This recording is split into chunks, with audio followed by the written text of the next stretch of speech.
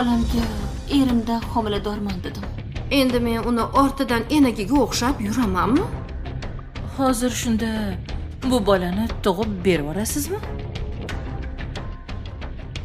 Boshqa ilojim yo'q. Kenayim homilador ekanlar. Sizni xabaringiz bormidi? Homilador ekanmi? Qarang. O'g'il ekan. Mana bu birinchi rasmi. Seni bola tug'ilgandan keyin bermasa-chi deyapti. Demak, ular men bilan o'ynashishyapti. Yaxshi. Kenayimga javob berib bo'lishibdi. Lolapanga ketayotgan ekanlar. O'sha yerga borib ko'rib kela qolamizmi? Yo'q, men bormayman Lolapanikiga. Nega? Bilmayman, ular menga g'alati qaraydilar. Xuddi yomon ayolga qaragandek qaraydilar. Men ularning qarashlaridan qo'rqaman. Meni hatto eshitmadilar ham, ishonmadilar ham ishdan haydaganda. Bo'pti, unda men ham bormayman. Lekin boraman deb qo'yuvdim-de. Undan ko'ra tinchgina qaynonamga boraman degan narsalarimni olib kelib olaman. Shunaqa qila qolaman. Assalomu alaykum, Asal xola. Voy, asalam. Yaxshimisiz? Ay, opa orqasini ushamang, orqasi kuygan. G'alati bo'ldingmi? Kechirasan o'g'lim. Bilmay qoldim-de. Nima qildi? Kim qoldi? Men ustiga kofeda ko'rdim. Voy. Yugurib kelib qoldi-da. Nima qilib yotibsan? Turib o'tir, ko'p-katta odam turibdi yoningda. Bezbetga o'xshab yotishingni qara. Qani, yomon kuydimi? Yo'q, hozir O'rmayaptimi? Voy, assalam. Sen o'zi shunaqa zo'r bo'lasan-da. O'g'il bolalarda shunaqa o'rmaydi. Ke. Qo'rqib ketdim to'g'risi. Yaxshi bo'lib qoldi. Voy. Bo'pti bo'lmasa, sizlar yaxshi o'tiringlar, men borib kela qolay. Kunni kech qilmasdan. Bo'pti, assalam, yaxshi o'tiring. Xo'p, gaplashamiz. Mayli, yaxshi boring. O't bolam.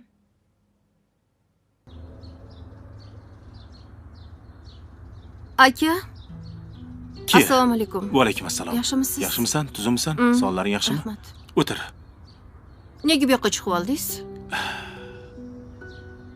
Miyam achib ketdi. Hisob kitobdan. Ish. Nega kayfiyating yo'q? Mana buni qarang. Nima bo'pti? Nima qilibdi endi? Bolnitsada ikkalasi. Bilaman, ikkalovi bolnitsadaligini, aka. Lekin bu qishloqqa ketdim degandi. Telefon ko'tarmayapti. Erimga qarashini qarang buni. Ko'ryapsizmi? Yaqinlashtirib ochib qarang mana. Ko'zini qarang buni. Ey singlim. Bolnitsada ekan bu, aka.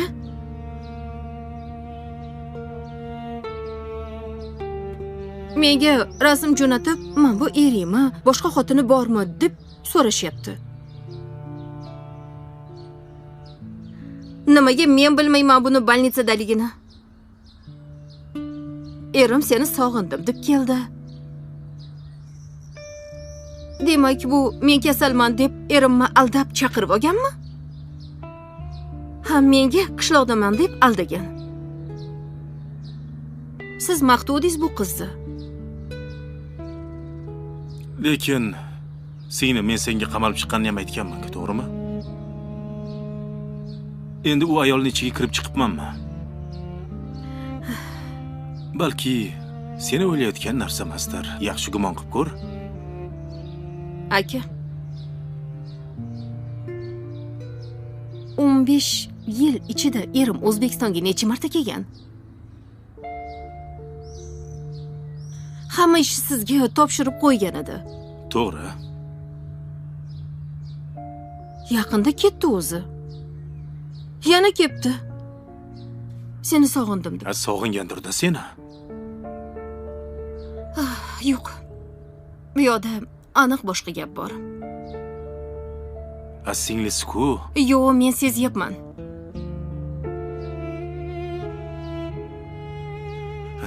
Singlisi bilan qanaqa qilib yuradi? O'zini родной singlisi emas-ku, aka. Xolasini qizi. Xolavachilar bir-birini sevishi mumkin-ku. Bu ham to'g'ri. Lekin ering bilan bir suhbat qilgan. Yana noto'g'ri gumonga borib, tuhmat qilib, xafa qilib qo'ymagan. Erim tan olmaydi. Men uni yaxshi bilaman. Men seni sevaman, sendan boshqa hech kim kerak emas, deb aytadi. Mengachi proslушка top bering, aka. Esing joyidami seni? Endi shu qoluvdi. Endi poylab yurasanmi? Endi shu nom qoluvdi. Krisali qilib yurishing qoluvdi, singlim. Undan ko'ra chaqirib yo'q bu yoqqa. O'tiringlar, gaplashinglar. Gaplashib ko'r, ering, o'zing bilasan-ku xarakterini.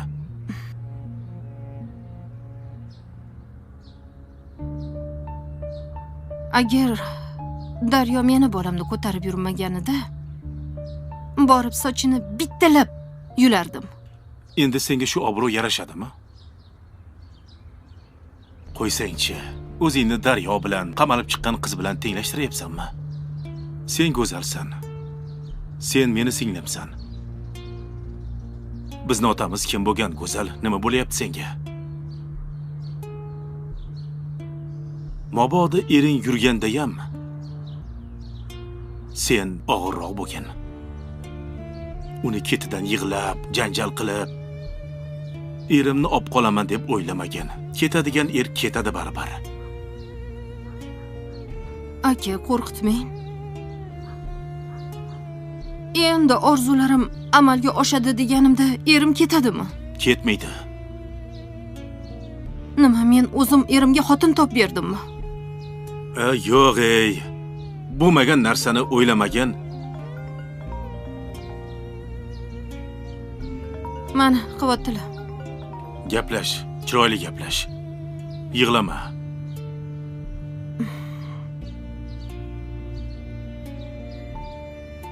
Alo. Go'zalim, Eshitaman. qaddasiz?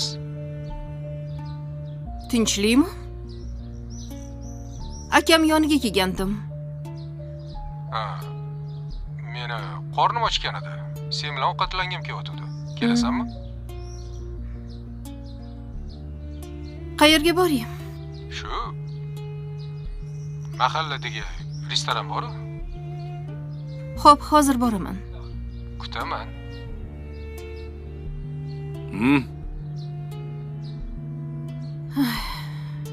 Endi men bilan ovqatlangani bor ekanlar.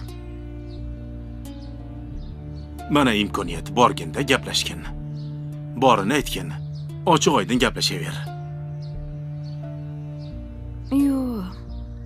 Men shunaqa tuzoq qo'yaman. Ikkalovini oyog'idan osaman, ko'rasiz. Ey. Agar meni gumonim to'g'ri chiqsa,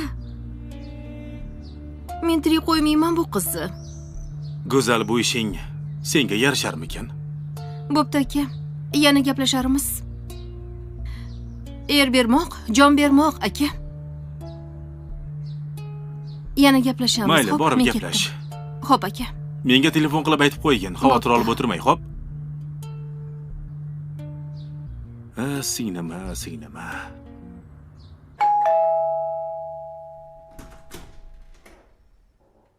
Assalomu alaykum. Va alaykum assalom. Yaxshi o'tiribsizlarmi? Bu juvonim meni. Oyi, keldingizmi? Keldik mana. Asal qizim. Sog'inib ketdim-ku sizni. Assalomu Men ham alaykum. seni sog'indim. Yaxshimisiz, Voy, qalaysan? Va alaykum assalom. Yaxshimisan? Yaxshimisan? Kel qizim. Aka qani? Uxlayaptilar. Ha. Kir qizim.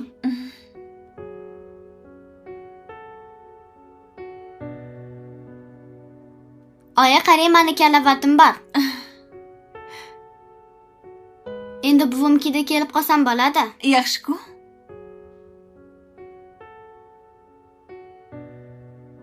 Ketamizmi? Kel. Daryo, duo qilaylik. Ilohi omin. Hech qachon kasal bo'lmagin. Bolalaring rohatini rohatda ko'rib yurgin. Mana shu ko'rgan kechirganlaring oxirgisi bo'lsin. Amin. Allohu akbar. Qizim, yaxshi o'tiribsanmi? Zerikib qolmadinglarmi? Yo'q. Nigina qani? Voy, o'qishdan telefon qilib chaqirishdi oyi. Shunga tashab keldim. MBsi bor ekan. Kelib qoladi hozir. Ha, yaxshi mayli. Xolam, biz ketursak bo'lardi. Qayoqqa ketasan? Boyayam aytdim senga, shu yerda turur. Tur, o'tirma. Bor, opangga choy tayyorla o'g'lim. Xo'p. Bu qanaqa tayinlaydi, xola? Voy, xotini shunaqa o'rgatib qo'ygan. Ertalab xotiniga zavtrkam qilib beradi. Ja, romantichniy mani o'g'lim. Men qarash boraman buva akamga. Bora qoq qizim, voy aylanib ketay. Qizing ham katta bo'lib qoldi, qizim. Yaqinda tug'ilgandi. Kichkinagina edi. Oyi? Oyi, assalomu alaykum. Voy, meni o'g'lim keldi. Qalaysan? Yaxshimisan? Yaxshi keldingizmi? Yaxshi. Boshqa kasal bo'lmang, oyi. Xo'p. Iltimos. Sog'inib ketdim sizni. Ketamizmi? Ketishga buviga qo'ymayaptilar. Mana shu yerda qolinglar deyaptilar. Buvi, ketinglar, siqilib ketdim. Bo'lmasa uchastka oling. Xo'p, olamiz uchastka ham, o'g'lim. Sizlar uchun uchastka ham olamiz nasib bo'lsa. Qani yuringlar. Choy ichamiz. Oyingni qorni och. Yuringlar. Ketdik. To'polon qilmayapsanmi? Go'zalim, keldingmi? Assalomu alaykum. Va alaykum assalom.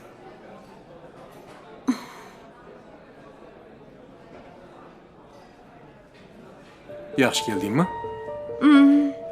Yaxshi keldim, rahmat. Qayoqlarga bordingiz? Ishlarim bilan yuruvdim. Nima ishlaringiz bor edi?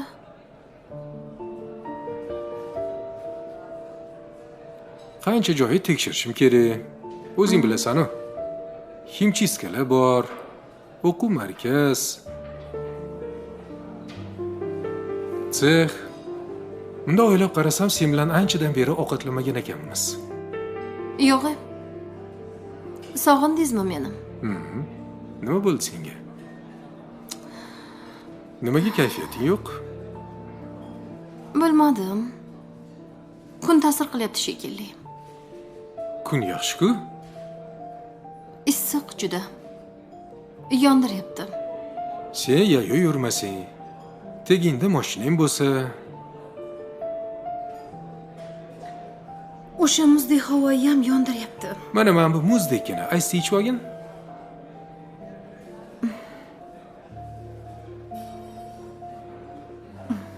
Shirin-ku. Ichmayman. Kayfiyatingni ko'taradi-da.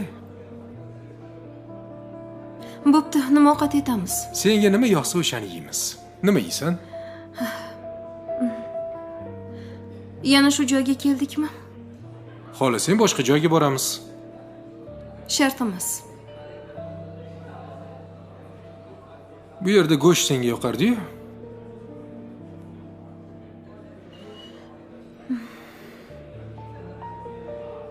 Nimaga siz bunaqa gaplashyapsiz? Qanaqa gaplashyapman? Bilmadim. G'alatisiz.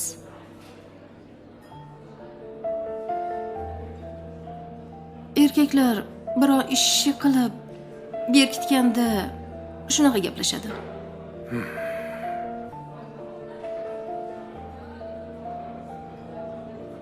Sen erkaklar qanaqa gaplashishini qayerdan bilasan? Qaysi erkak bilan ko'rishib yuribsan? Menmi? Balki siz ko'rishib yurgandirsiz. Aytayotgan gapingdan kelib chiqib, so'rayapman. Bekor chaqirimman, a? Kayfiyating yo'q ekan, ko'rgin ham kelmayotgan ekan. Istanbulga qaytib ketamanmi deb turibman. Men ham ketaman. Sen ketsang Daryo nima bo'ladi? Nima bo'lsa bo'versin. Yo'q, Baribir bolam beradi-ku, to'g'rimi? Bermasa qamaladi.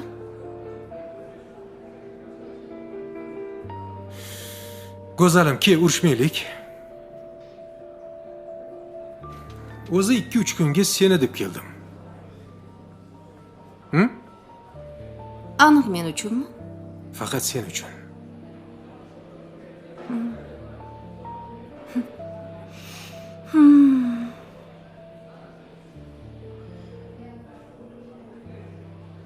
Qaror aslasizlarmi? Oyi. Yaxshiyam hayotimizda siz borsiz. Men sizni yaxshi ko'raman. Chiroyligimsiz. Men ham sizni yaxshi ko'raman, oyi. Yaxshiyam sizlar meni hayotimda borsizlar. Daryo. Men ishga ketyapman, qizim. Ishga bormasam bo'lmaydi. O'zi yo'qni, ko'zi yo'q, bilasan. Bir xabar olaman, kelaman. Sizlar bemalol dam olib o'tiraveringlar, xo'p qizim? Xola. Menga javob bering, keta qolay. Men sen qizi tushunmadim. Yana ketaman deyapsanmi? U ming akin, xolangni o'g'li bo'lsa ham begona. Tushunmaysanmi shu narsani? Tushunaman.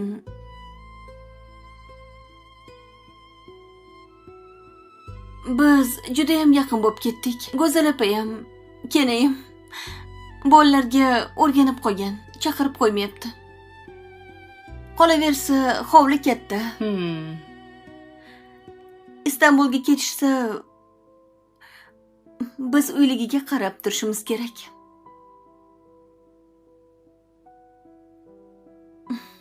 Yana kelamiz siz oldingizga. Maylimi? Mayli. Nimayam deyman. Ehtiyot bo'lgin. Pul beraymi? Rahmat, bor. Rostdan bormi? Bor. Anig'i? Bo'pti. Men ketdim unda. Yaxshi yetib oling. Bo'pti bolalar, xayr. Xayr, buva. Mayli. Xo'p. Qani yuringlar, narsalaringlarni yig'inglar, ketamiz.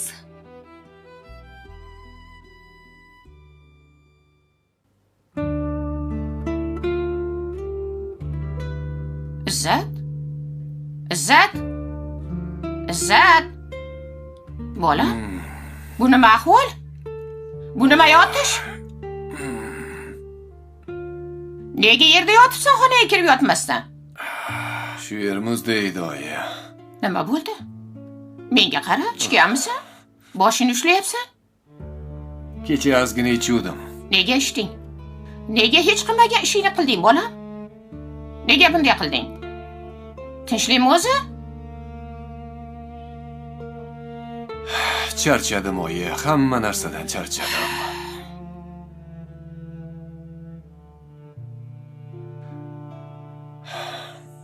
Anu, Madina necha kundan beri yo'q ekan. Na o'ligi, na tirigi yo'q. Tinmay meni bezovta qilishyapti. Rodidan telefon qilishyapti. O'sha yerga meni chaqirishyapti. Menga qara. U qiz chetga qochib ketgan bo'lsa kerak. Shuning uchun yerda ham ko'kda ham yo'q. Xo'p. Ona chetga qochsa, aeroportdan dannilari chiqadi-ku. Hech narsa yo'q.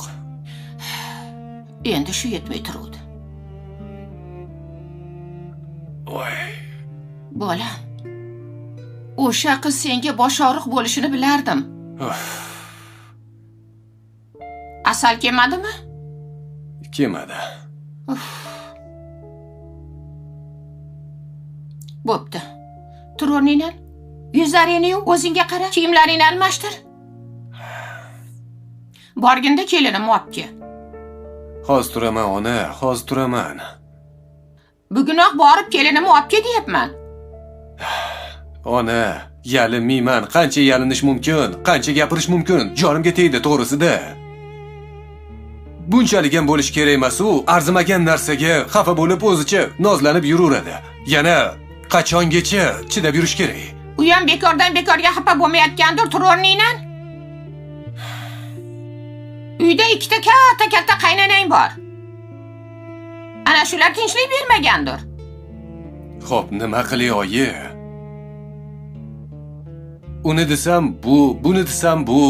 Hammasi bir bo'lib xafa bo'lib yuraveradi. Nima qilay ayting? Bolam, o'rtada arosatda qolding, jon bolam. Tur yuzlaringni yuv, gaplashamiz, bor. Xo'p, bo'pti.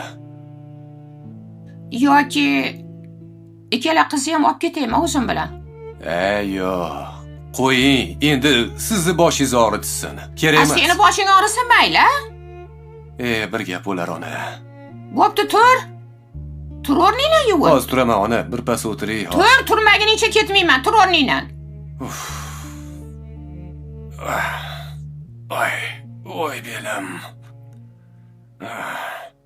Voy. Buni nima qilasan? Bor yuvin deyapman, bor chiq. Xo'p.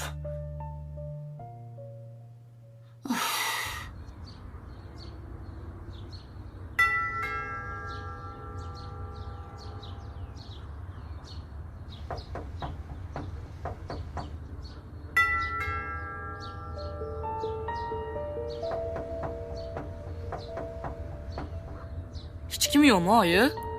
Hozir bilamiz. Kalitingiz yo'qmi?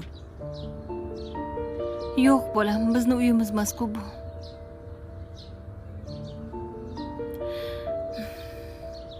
Alo. Ha, Go'zal opa. Assalomu alaykum. Va alaykum assalom. Biz uyga keluvdik. Hech kim ochmayapti. Ha, kelishingizni aytmabsiz-da, uyda hech kim yo'q edi. Ha. Hozir yo'ldamiz, kelyapmiz. O'sha yerda kutib turinglar. Xo'p, mayli.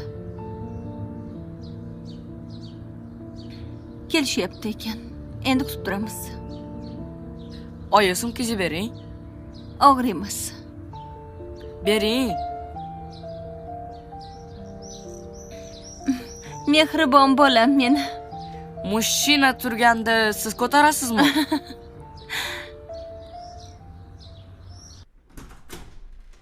Tez kiringlar. Voy, adingni chiroq yoqib ketganini qaragan. Ekonommaligini bilmaydi. To'g'rilab qo'y oyoq kiyimlaringni. Yur. Negir bo'lib qopsanlar. Uchiloving bir xil, qop-qora tappi. Voy, oyi qarang, hamma uy yoyilib yotibdi. Ojon nimani qidiga yotdi?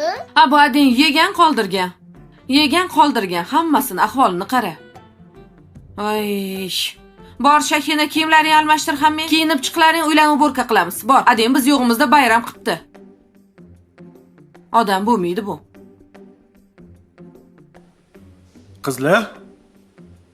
Qizlar kim bor? Hozir. Voy. Assalomu alaykum. Va alaykum assalom. Sizmi? Siz shu yerda ishlaysizmi? Ha, men shu yerda ishlayman. Yangi bo'lsangiz kerak-a? Oldin ko'rmagan ekanman. Ha, yaqinda ishga kirdim o'zi.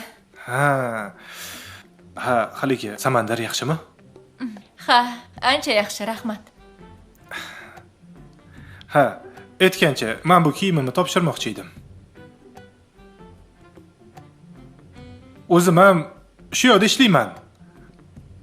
Yoningizda restoran bor-ku? Ha. Ana o'sha joyda ishlayman. Voy, qo'shni ekanmiz-da. Shunaqa. Tushlik paytida chiqing. Mehmon qilaman. Xo'p. Hozir to'xtang, yozib olay. Aha, xo'p. Ha, 17:31 yozilgan. O'zi klientman. Men o'zim uchun bitta yozib olay, maylimi?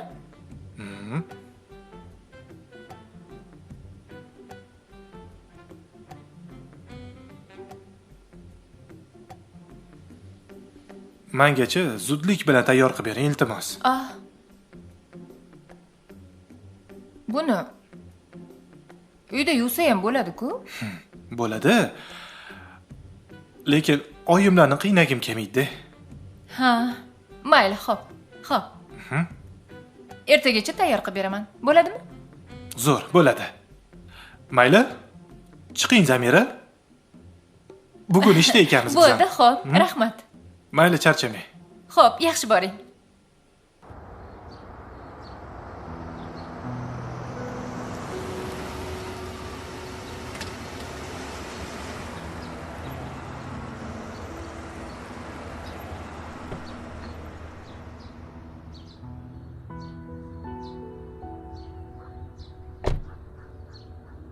Assalomu alaykum. Va alaykum assalom. Yaxshimisiz? Yaxshimisiz? Assalomu alaykum. Assalomu alaykum. Ishladimi telefoningiz? Ha, ishladi. Yaxshi. Assalomu alaykum. Yaxshimisiz? Assalomu alaykum. Yaxshimisan? Qachon keldingiz? Yaqinda. Ha, yaxshi keldingizmi? Yaxshi. Uyga kira olmadinglarmi? Go'zalim, ishingni och. Xo'p. Hozir ochaman.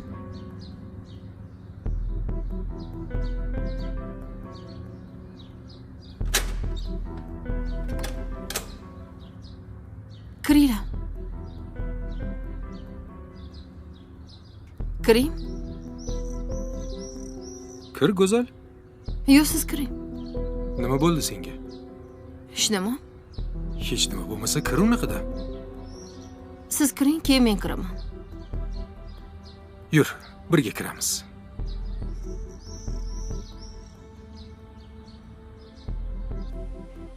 Kuyov bola, Assalomu alaykum. yaxshimisiz? Yaxshi ishlayapsizmi? Tuzukmisiz? Ha, rahmat. Yaxshimisizlar? Ishlar yaxshimi? Charchamayapsizlarmi? Yaxshi, zo'r. Oyi, Hop, bir qiz kelgandi. hop. Ish kerak ekan, shunga ishga olasizmi, olmaysizmi, shuni so'ramoqchi edim. Qanaqa qiz ekan u qiz? Ko'rinishidan tuppa-tuzuk qizga o'xshayapti. Bolasini bog'chaga bergan ekan. Bemalol soat 6 gacha ishlay olaman deyapti. Aniq ishlay olar ekanmi? Shunaqa deb aytayapti. Bog'lik ketaman deb. Yo'q, shu yaqin atrofda turar ekan. Ha, Bizaga yaxshi bo'lardi olsak menimcha. unda yaxshi. Ha, Ertalab vaqtli chiqib, do'konni ochib turardi biz kelgunimizcha. yaxshi bo'lardi. Mayli kelsin. Chaqiraymi unda? Mayli chaqiring. Telefon qilaman unda hozir. Iye. Telefoni ham bormi sizda? Telefonini tashlab ketgandi-da. Ha. Agar gaplashib ko'ring. Ha, yaxshi. Bo'pti, gaplashavering. Allo. Allo. Maryam, yaxshimisiz? Assalomu alaykum Shahboz aka, yaxshimisiz? Labbiy. Oyim bilan gaplashdim. Chiqsangiz bo'ladi. Ha, rostdanmi? O'zlari gaplashmoqchilar siz bilan. Bo'ldi, tushaman hozir. Xo'p.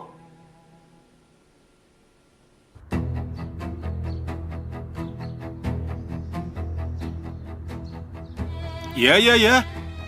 Jonim, qalaysan, sog'indingmi meni?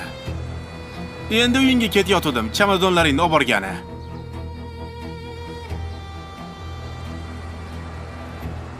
Chamadonlaring tayyor. Sen iflosini meni sog'inaman men.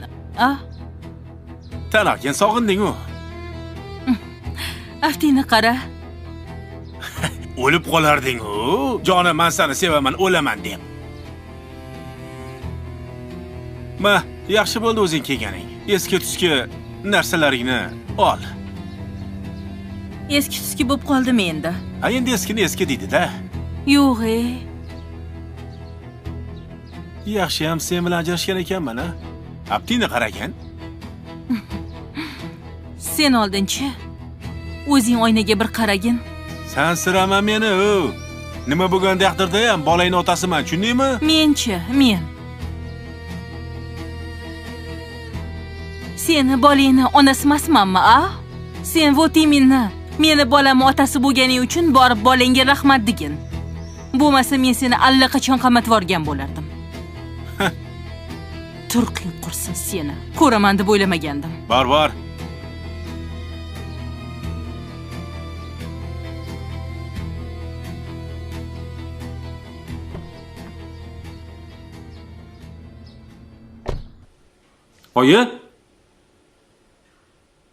Oyi.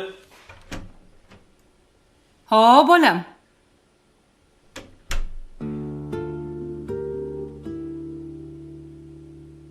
Hozir chiqyaptilar. Voy.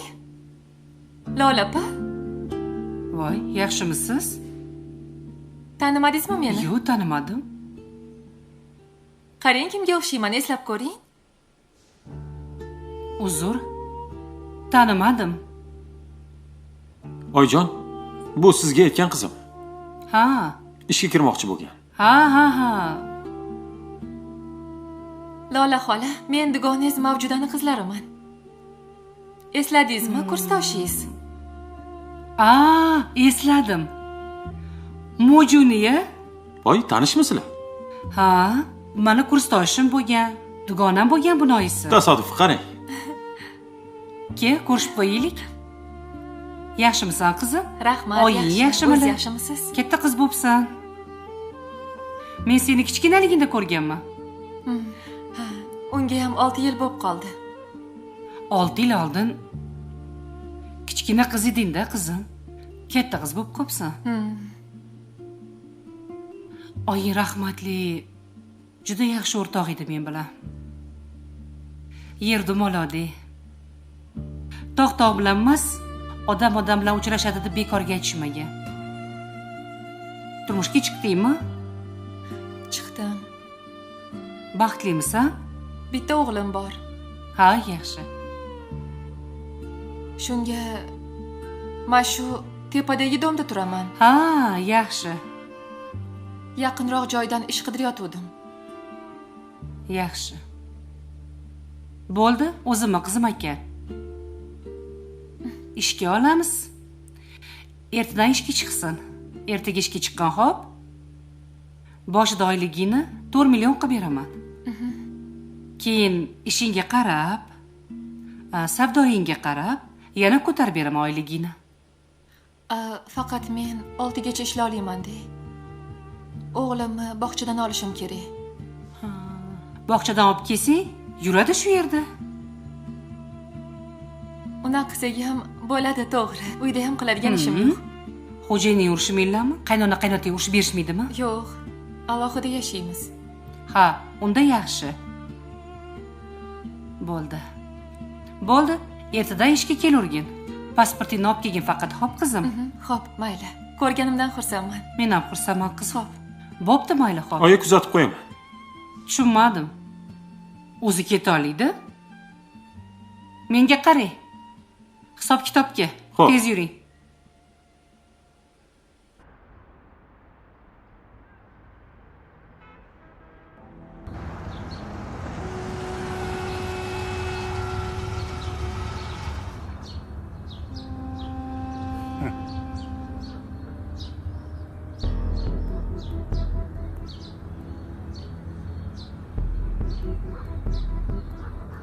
Assalomu alaykum. Va alaykum assalom. Tuzimisiz?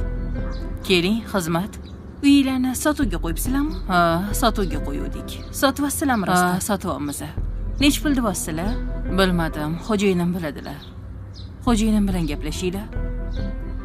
Mayli, xo'p, rahmat. Yaxshi o'tiringlar. Yaxshilab yig'ishtir, hech nima qolmasin. Assalomu alaykum adam. Va alaykum assalom. Ko'rishmaysizlarmi adanglar bilan? Bor ko'rishlaring. Qani kelinglar-chi o'zimni o'g'lim. Assalom. Yaxshimisizlar? Ha. Yaxshi yuribsizlarmi? Qishloqda maza qildinglarmi? Qorayib ketganini qara, bu toyimmi? Ko'zi cho'mildik ada. Maza qildinglarmi? Amakim basseyn olib kelib berdilar. Amaking yaxshi ko'radi sizlarni. Qani, qishloq maza ekanmi? Ha. Sen nima qilyapsan? Mazami senga? Bolalarni ishlatib qo'yib o'zing tomosha qilib o'tiribsan. Charchadim. Uy ahvolini qarang. Svetlarni yoqib ketibsiz. Ovqatlar shundoq joyida, idishlar shundoq joyida qolgan. Nima bu ahvol? Uy isqirtiga it yalasa to'yadi. Changi qarang. Men nima senga? Uy tozalab o'tirishim kerakmi? Kelganingdan keyin qarada. Bir kunga deb bir hafta yo'qolib ketding-ku. Voy, u yoqqa borib o'ynab kelganim-yu, Oyjonning xizmatini qildim. U yoq ham xuddi shunaqa rasvo ekan. Kelining-chi, ovsining-chi. Ha, u xolangizni qizi ish qilmaydi-yu, bilasiz-ku. Shaltoq-u. Xolanglarning qizi. Ishdan hech kim o'lmagan, xo'p? Turmalaring, hamma ishingni qil. Changingni art. O'zim tashab qo'yaman. Ha, yo'q, ovora bo'lmang. Telefonlarni hammasini o'chirib qo'ygan. Nima qilishni bilmayapman. Qayerdan topishni bilmayapman. Bilaman, lekin shu yerda. Qarina, siz bilasiz hamma narsani. Yaxshi ko'rmasangiz tegmasdingiz. Voy. Tushunmadim men seni. Nimani tushunmaysan? Mana, maras. Agar mana shu bolalarim bo'lmagan edi, sendek xotin bilan bir daqiqa ham yashamas edim.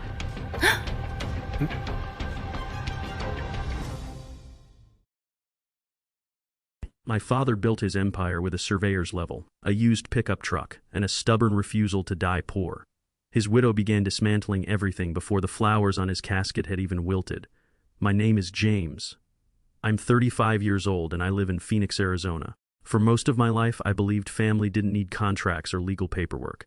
I thought blood and trust were enough. I was wrong.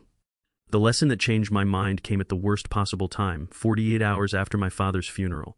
My father, Robert James, founded James General Contractors from absolutely nothing. He borrowed $12,000 from my grandfather, bought an old truck, earned his commercial construction license while working nights as a framing carpenter, and slowly built one of Phoenix's most respected construction companies.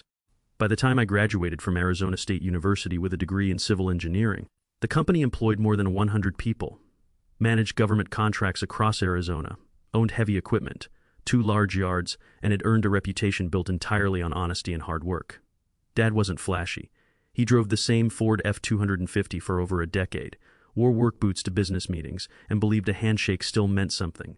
He always said, "A tired man makes bad decisions," so no matter how busy he was, he made sure to sleep 8 hours every night. My mother died from a brain aneurysm when I was 13. Losing her nearly destroyed him, but he carried his grief quietly. Then, in 2007, he met Sandra. The next morning, I walked into Kevin Mercer's office in downtown Phoenix. 2 cups of coffee were already waiting on his desk along with a thick stack of documents. Kevin looked at me for several seconds before speaking. "Your father came to see me in September 2023, he said. He'd started noticing financial discrepancies inside the company. I stared at him. "So, he saw them too." Kevin nodded. "He didn't have proof at first, only instincts, but your father trusted his instincts. Over the next hour, Kevin showed me exactly what Dad had done. Quietly, legally. And without Sandra ever realizing it, during the fall of 2023, Dad completely restructured James General Contractors. The operating business, equipment, contracts, vehicles, job sites, licenses, goodwill, receivables, and every valuable asset had been transferred into a holding company controlled by the Robert H. James Family Trust. Kevin became the trustee. I became the successor responsible for operating the business. Then came the twist. The November 2023 will Sandra's attorney proudly referenced was absolutely real. It was valid. It legally gave Sandra 100% ownership of James General Contractors LLC. But there was one tiny detail nobody on her side understood. By the time Dad signed that will, the LLC no longer owned anything. No equipment, no contracts, no employees, no machinery, no property, no operating accounts, no receivables, no active projects, nothing. It had become nothing more than an empty legal shell. Sandra hadn't inherited the construction company. She had inherited its name. Kevin leaned back. "Gerald Marsh is going to argue your father transferred assets to cheat Sandra out of her inheritance. Can he win? Not easily." He explained everything had been documented. Dad had legitimate business reasons. There were audit records, financial discrepancies, vendor concerns. Every transfer followed Arizona law. Nothing had been hidden. Nothing had been forged. Everything was properly executed months before Dad signed his final will. Then Kevin smiled. "I have one recommendation. I'm listening. Don't fight." I frowned. "What?" "Agree with everything." I stared at him. "Transfer the LLC exactly as Sandra requested. And then," Kevin folded his hands, "then let her lawyer open the books." For the first time since Dad died, I smiled. 3 days later, Sandra finally texted me. "I'd appreciate it if we could handle this like adults. Gerald will coordinate everything. Like adults." The woman who had used a lawyer less than 48 hours after burying my father now wanted maturity. I simply replied, "Of course." The following Wednesday, Gerald Marsh called Kevin. He confidently stated Sandra expected immediate transfer of every company interest. He also warned that any delay would result in aggressive litigation. Kevin's answer surprised him. "My client agrees completely. No objections, no lawsuit, no arguments." Sandra would receive exactly what the will stated. Gerald had clearly expected a legal war. Instead, he got cooperation. That made him suspicious, but not suspicious enough. Over the next several weeks, life continued almost normally. Our operations manager, Doug Carver, kept every construction project moving. Employees kept receiving paychecks. Government contracts continued.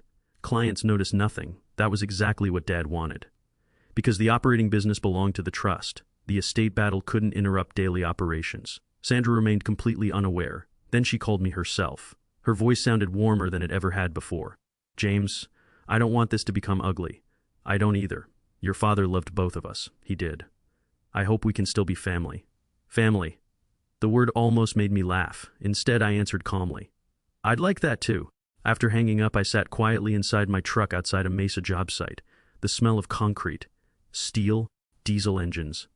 Everything reminded me of Dad. He had spent 40 years building something bigger than himself. Now I finally understood why he'd planned so carefully before he died. The court hearing arrived in early April. Sandra walked into the courthouse wearing a black designer blazer and pearl earrings. She looked confident, almost victorious. Gerald Marsh carried himself like a man expecting an easy win. Kevin greeted him politely. No tension, no hostility, just professionalism. The hearing itself was straightforward. The judge confirmed the validity of Dad's November will. She reviewed the paperwork. Then she looked toward Kevin. Any objections from your client? None, Your Honor. The transfer proceeded. Sandra relaxed slightly. Gerald looked relieved.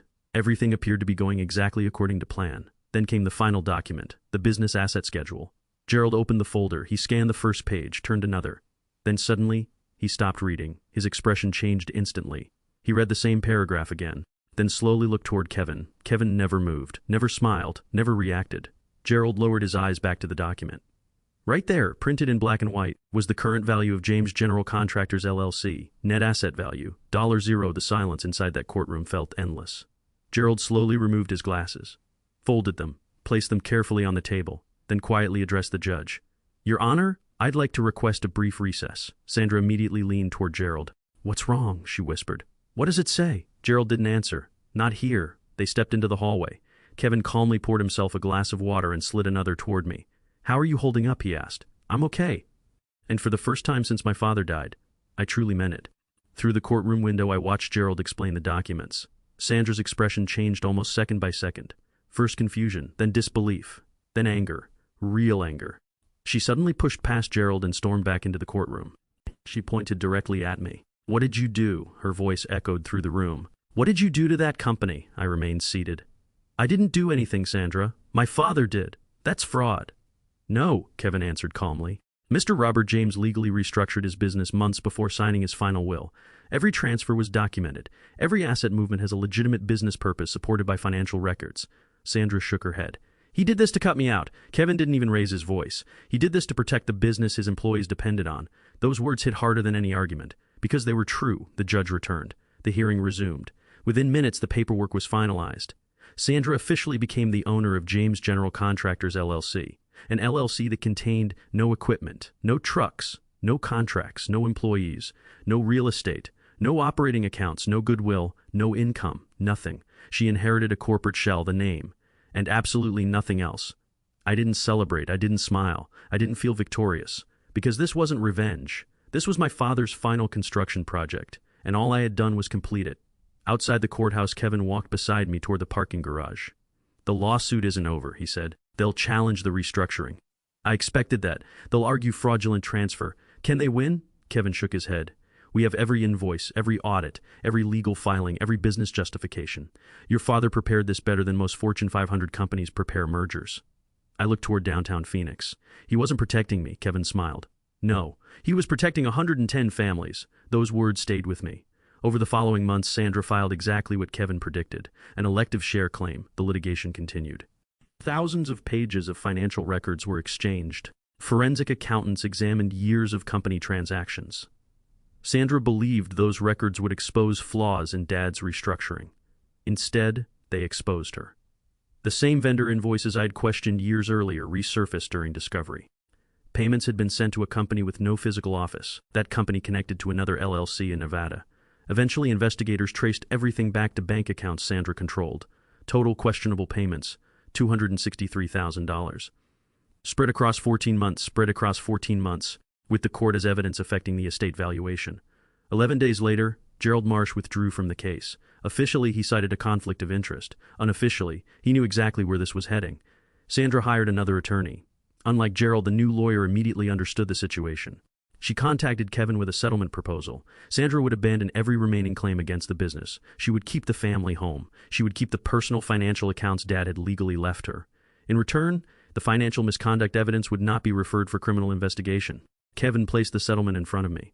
This protects the company. It protects the employees. It ends everything. I asked one question. Does she deserve it? Kevin looked at me for several seconds. Deserve isn't a legal standard. Your father didn't build this plan to destroy Sandra. He built it to save the business.